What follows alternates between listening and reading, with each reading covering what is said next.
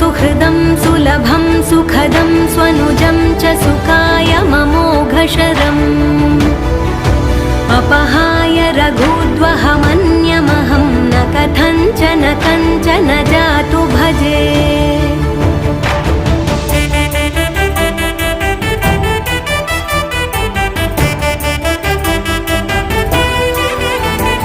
विना वेङ्कटेशं ननाथो ननाथः सदा वेङ्कटेशं स्मरामि स्मरामि।